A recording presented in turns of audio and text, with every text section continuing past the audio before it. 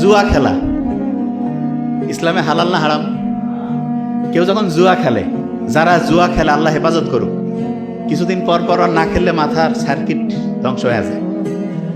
ওই কিন্তু জানে, সব জানে যে এটা খারাপ, অমুক তমুক। হারার পরে আসি আফসোস, মাথার মধ্যে হাত, কেন যে করলাম কি। আমি জানি তো, আমাদের কাছে রুগী আসেন, কি হয়েছে, কয় যে স্যার কয়েকদিন পর ওইটাতে খেলতে যদি না যাই, মনে হয় যে দুনিয়া আর কিছু নেই। খেললাম, হারলাম, তারপরে খালি আফসোস যে কেন এটা করলাম। বিজ্ঞানীরা দেখছে যে এই জুয়া খেলার আগের মুহূর্তে তার ওই জুয়ার যে একটা থ্রিলিং, এইটার কারণে তার হাই ডোপামিন ক্ষরণ হয়। এবং এইটা ওই একবার হাই ডোপামিন যদি আপনি ওই মজাটা পেয়ে যান, তখন আর স্বাভাবিক যে ডোপামিন সেটা আর ভালো লাগবে না।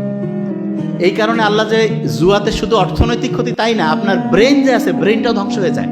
জুয়ারও খুব বুদ্ধিমান হওয়ার সুযোগে নেই। হ্যাঁ, 2-4 জন এক্সেপশনাল, সেটা আলাদা।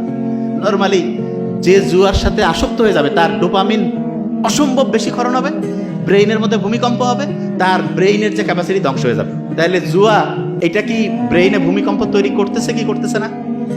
এক কথা বলেন না কেন? তাইলে এইটা আমাদের ব্রেইনের জন্য ভালো না খারাপ? খারাপ।